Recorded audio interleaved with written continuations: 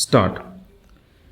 विजयादशमी असत्य पर सत्य, हिंसा पर करुणा, लोक शासन पर लोक कल्याण, तानाशाही पर लोकमत और अधर्म पर धर्म की विजय का पर्व है।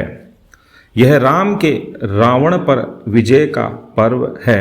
यह पर्व है भारत में लोक कल्याणकारी आध्यात्मिक जीवन दृष्टि से संपन्न रामराज्य की स्थापना का।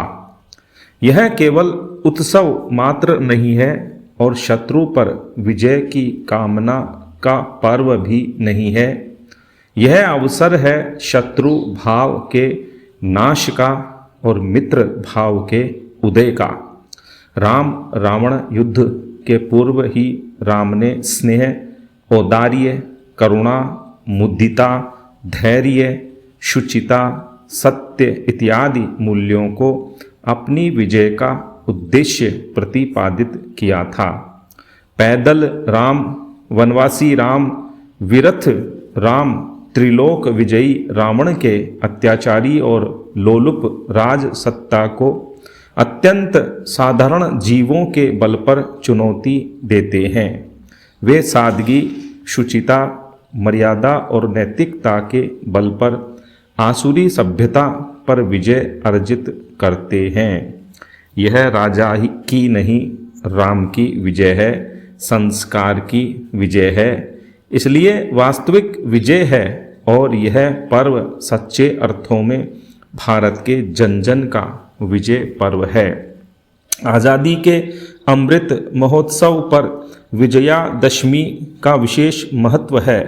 यही वह दिन है जब 1909 में इंडिया हाउस में हिंद स्वराज का विचार महात्मा गांधी के मन में उपजा था।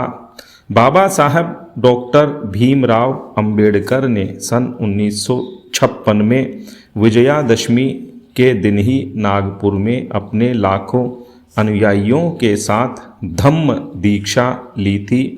उन्होंने अस्तेय, अहिंसा, ब्रह्मचर्य, सत्य और मादक द्रव्यों के त्याग के पंचशील का संकल्प स्वीकार करते हुए नैतिकता, स्वतंत्रता और बंधुता पर आधारित समतामूलक समाज का उद्घोष किया था।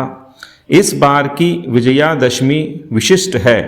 वैश्विक परिप्रेक्ष्य में महात्मा गांधी और दीनदयाल उपाध्याय का सर्वोदय और अंत्योदय विकास का एकमात्र रास्ता है। भारत ने इसका शंखनाद किया है।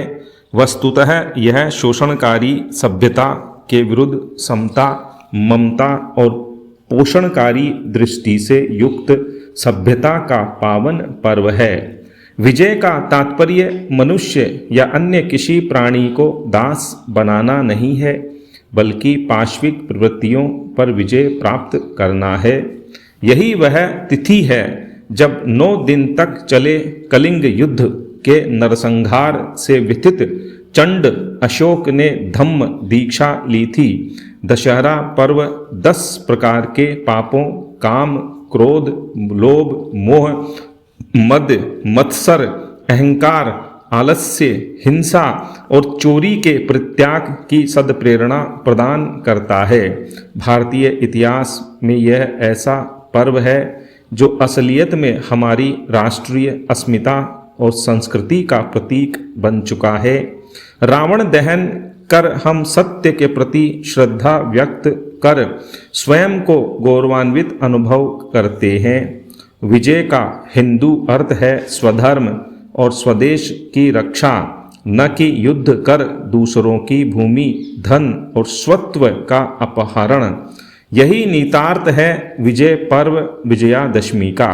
ऐसी विजय में किसी का पराभव नहीं होता, राक्षसों का भी पराभव नहीं हुआ, केवल रावण के अहंकार का संहार हुआ।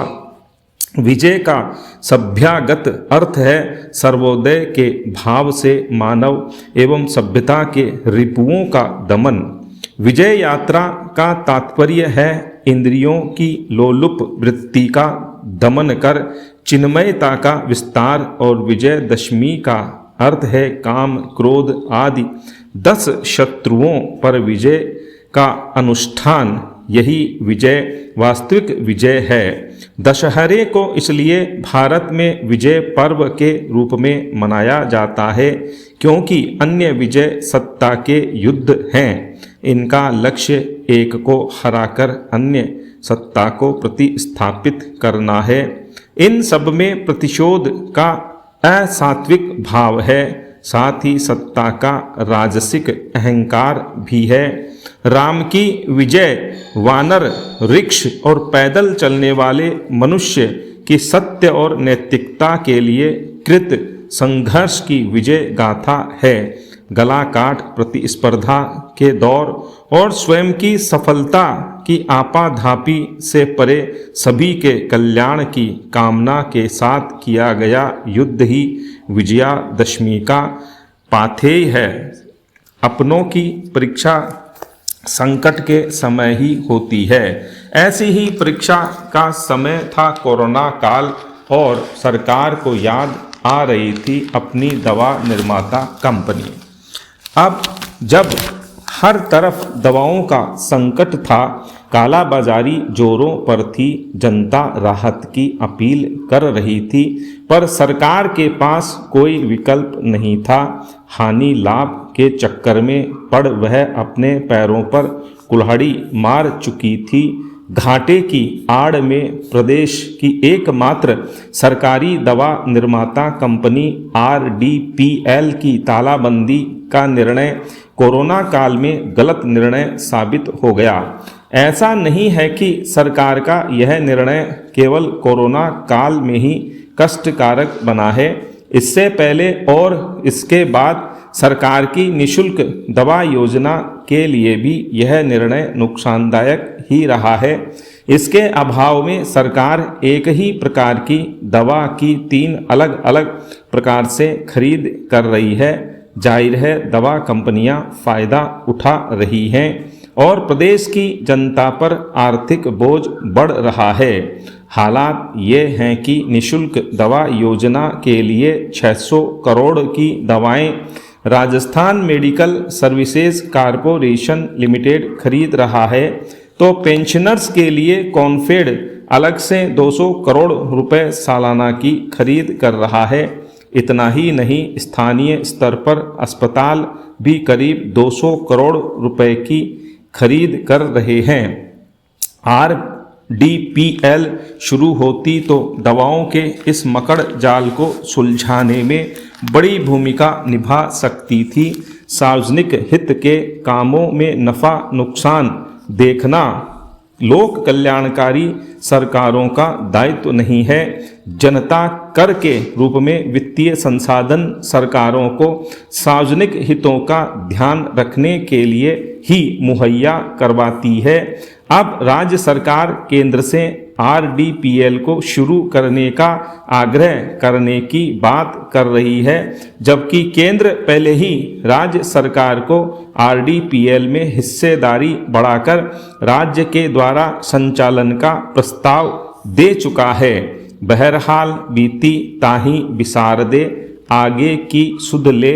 अब जबकि राज्य सरकार हालात से सबक ले इस दवा फैक्ट्री को चलाने की मंशा जता रही है, तो बजाय एक दूसरे के पाले में गेंद फेंकने के इसे जल्द से जल्द शुरू करने के ठोस प्रयास किए जाने चाहिए। साथ ही सार्वजनिक हित के अन्य उपक्रमों पर भी सरकार नफा नुकसान के दृष्टिकोण को त्याग कर उन्हें भी अपना राजधर्म मानकर संचालित करे। साबुन से हाथ धोना हमारी परिवार की और समुदायों की सुरक्षा का सबसे आसान और सस्ता उपाय है। जानलेवा कोरोना वायरस से बचाव के उपायों में भी यही सबसे प्रमुख पहला उपाय साबित हुआ। 15 अक्टूबर विश्व भर में हैंड वॉशिंग डे के रूप में मनाया जाता है। साबुन से हाथ धोना आदत में शामिल होना चाहिए। इसे परवरिश और प्रारंभिक बाल विकास ECD का हिस्सा बनाया जाना चाहिए। माता पिता को बच्चे को 1 साल की उम्र से ही यह आदत डलवानी चाहिए। बाद में यह आंगनबाड़ी केंद्रों में आंगनबाड़ी कर्मचारियों और हेल्पर की मदद से जारी रखी जा सकती है। फिर स्कूल में शिक्षक इसे जारी रख सकते हैं। स्टॉप।